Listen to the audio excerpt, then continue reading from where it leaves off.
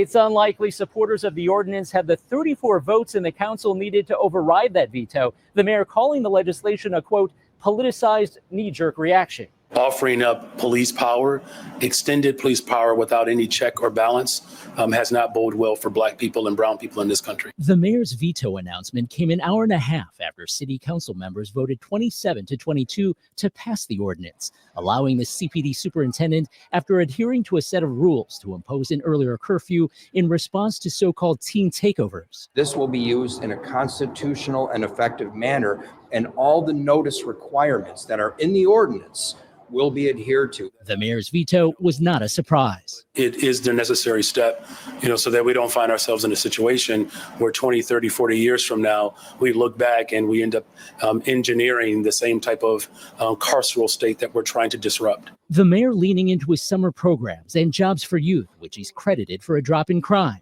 I think it was the right decision to veto it, and we need to move forward and find things to do better for the youth. But at least one downtown neighborhood group says the curfew also has the safety of kids in mind. It's not about just protecting the neighborhood and the businesses there. We had a tool, it was recognized today, and that finally passed, that I'm excited about.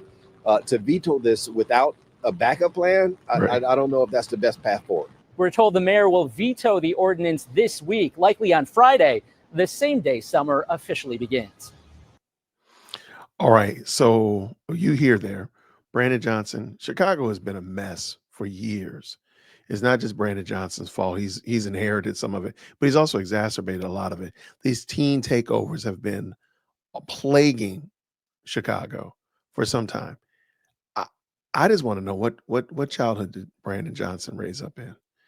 Because when I was a child, Brandon Johnson is younger than me, so maybe they were doing it differently when he was a child. My mom said you had to be in the house by the time the streetlights came on. Why are these kids outside at 12, 1, 2, 3 o'clock in the morning? Why are they outside? Now, granted, I think the parents need to really be the ones dialed in on this, because they're the ones that are going to have to go get those kids out of jail. They're the ones that have to go down and identify bodies. They're the ones that are going to be greatly devastated by their children doing something wrong. But why are your kids outside? Why are they outside with no supervision? Why are they outside by themselves? That's a problem. And I can't believe that Brandon Johnson is so nose blind that just getting them summer jobs doesn't stop the fact, because keep in mind, a lot of this stuff was happening during the school year. So they were still going to school and doing teen takeovers, running amok after hours. The job doesn't change that.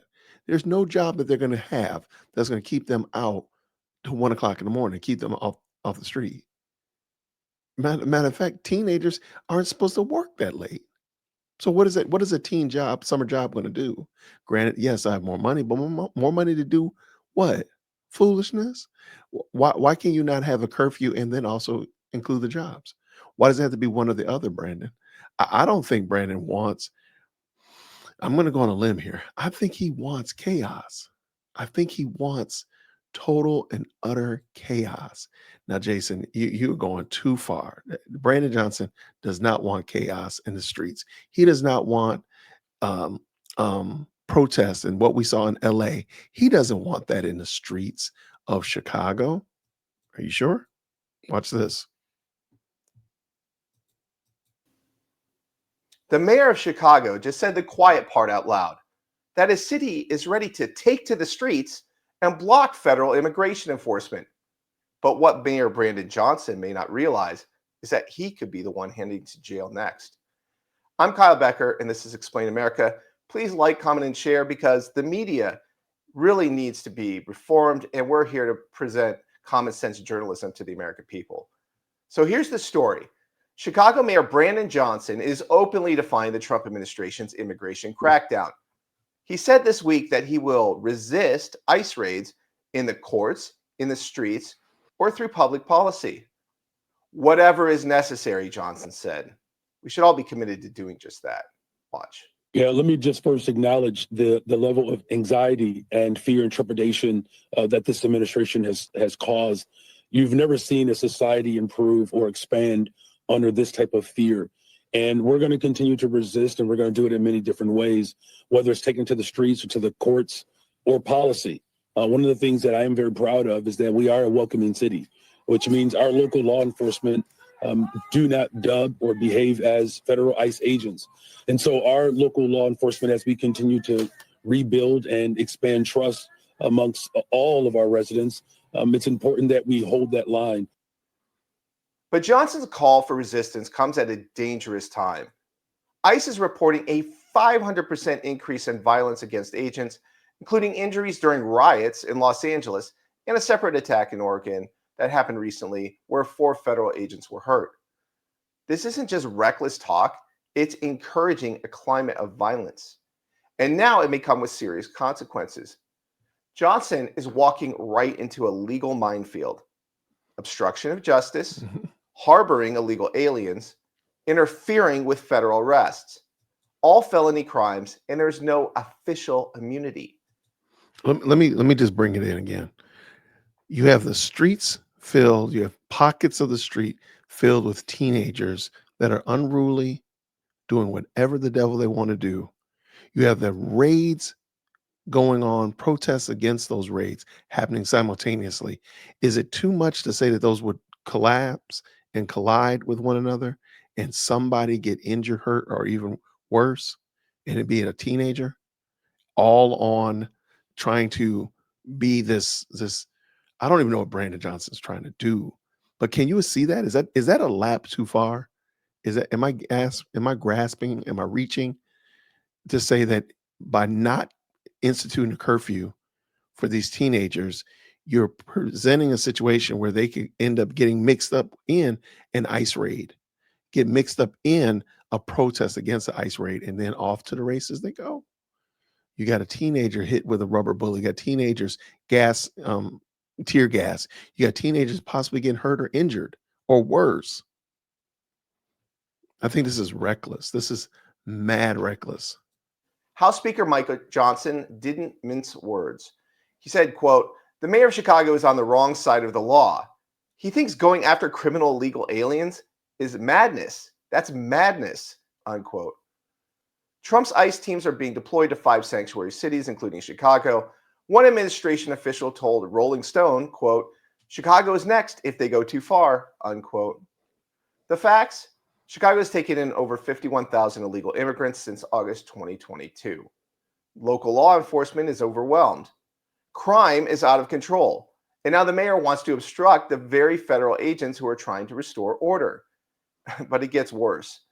So far, Johnson's resistance includes backing California's lawsuit against the Trump administration over the federal deployment of the National Guard to Los Angeles, arguing the power to activate the Guard belongs only to governors, not the president. Well, a federal appeals court does back the Trump administration so far. Chicago's law department is also refusing to cooperate with federal officials. It declined to turn over records from the City Key program, a government ID system used by undocumented and illegal immigrants. And on Tuesday, Johnson announced the city is relaunching its Know Your Rights campaign on public transit, instructing migrants on how to avoid ICE agents. This isn't just sanctuary city policy, it is open defiance of federal law. This is Explain America. Please share this story if you believe lawless politicians should be held accountable, no matter what office they hold. All right, that was cool. And, shout out to them for that.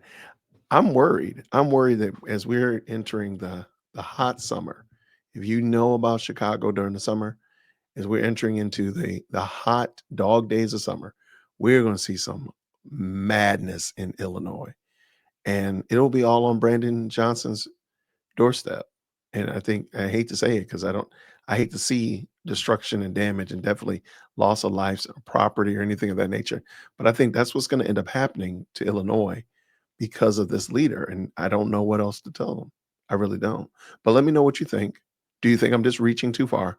Am I just being a fearmonger or whatever? Or do you think, Jason, I really do see how this could be super bad, that they're not listening to federal agents and they're inviting that type of shenanigans with that type of rhetoric but then also the lack of supervision with these children is going to be a problem. I can totally see it. Let me know what you think down in the comments below. I thank you so much for rocking with us. Thank you so much for the support and the subscriptions. Thank you so much for all of you all that are helping us get that much closer to hitting our goal of 50,000 subscribers. It means a lot. I'm glad that you have you aboard, and I'm looking forward to celebrating with you all real soon. So until next time, everybody, grace and peace.